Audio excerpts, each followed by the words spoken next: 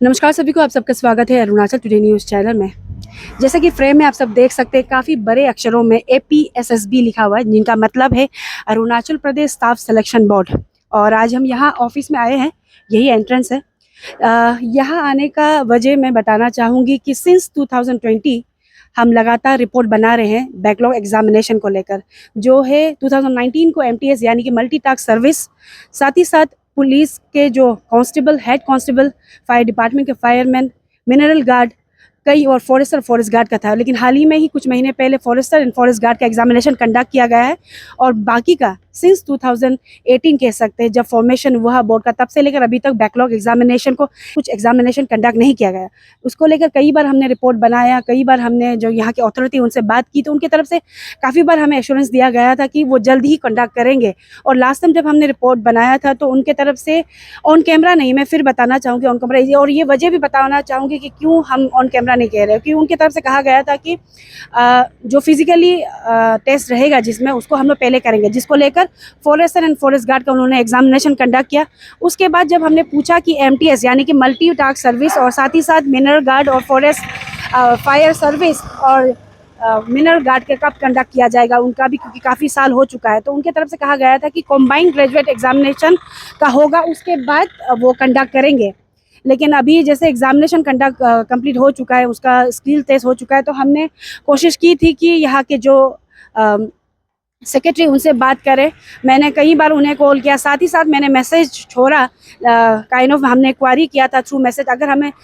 Through message भी अगर हमें कुछ क्वारी मिल जाता है, आंसर मिल जाता है, तो हम थ्रू रिपोर्ट, हमारी रिपोर्ट के द्वारा हम बताएंगे। लेकिन मैं बताना चाहूँगी कि ना ही फ़ोन कॉल का उन्होंने रिसीव किया, ना ही मैसेज का उन्होंने रिस्पॉन्स किया। सबसे पहले बात मैं बताना चाहूँगी, कुछ साल पहले, एक साल पहले जब फॉर्मर सेक्रेटरी जब संतोष कुमार राय जी थे, वो बहुत ही अप्रोचेबल थे। भले वो मीडिया पर्सन हो या फिर कॉमन पब्लिक हो या कोई भी एस्पिरेंट, वो आते थे, वो मिलते थे, उनके तरफ वो मिलते थे और जितना भी क्वारीज होता था वो शेयर करते थे, सुनते थे। लेकिन जब से नया सेक्रेटरी आया है, तब से ना फ़ोन कॉल्स का रेस्पॉन्स किया जाता है, ना ही मैसेजेस का, ना ही मीडिया पर्सन तो छोड़ दीजिए, जो आम पब्लिक, जो एस्पिरेंट होता है, उन्हें भी गेट के अंदर अलाउ नहीं किया जाता है, वो कि जो कि बहुत ही बड़ा क्वेश्चन है। क्योंकि जब former chief secretary Naresh Kumar ji थे, उनके तरफ से एक ऑर्डर या फिर उनके तरफ से एक नोटिफिकेशन रिलीज किया गया था कि जितने भी IAS ऑफिसर है, जितने भी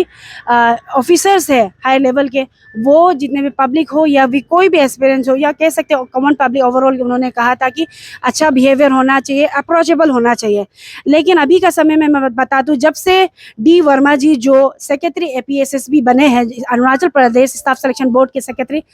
वो उन्होंने अभी तक एक बार भी मीडिया को ब्रीफ नहीं किया, ना ही मीडिया के तरफ से कुछ भी क्वारीज रखा जाता है तो उनके तरफ से क्लेरिफाई या फिर रेस्पॉन्स किया जाता है। तो सवाल ये रहेगा, ऑलरेडी आप सब जानते हैं अरुणाचल प्रदेश में अरुणाचल प्रदेश पब्लिक सर्विस का जो पेपर लीकेज को लेकर इतना बड़ा केओस चल रहा है, मीटिंग पे मीटिंग हो रहा है, धरने पे धरने हो रहा है, रैलियां हो रही है, और सोशल मीडिया में क्या हो रहा है सभी जानते हैं। तो अभी वो चलने के बाद अभी स्टेट गवर्नमेंट की तरफ से इंटरवेंट किया गया है और जो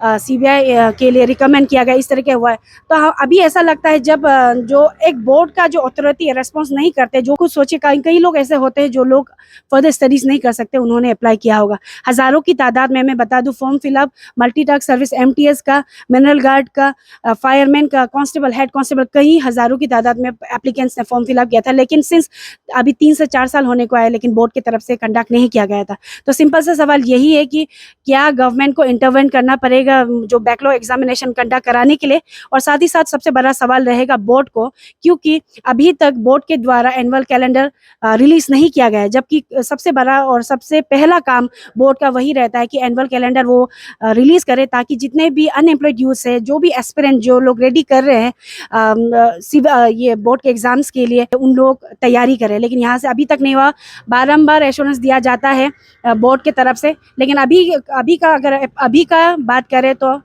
यहाँ का जो सेक्रेटरी वही अप्रोचेबल नहीं है, तो सोचिए कि किस तरीके से बोर्ड भी चलेगा। तो हम वही साथ, आखिर में हम बस यही सवाल रखना चाहेंगे बोर्ड से भी और साथ ही साथ जनता से, क्या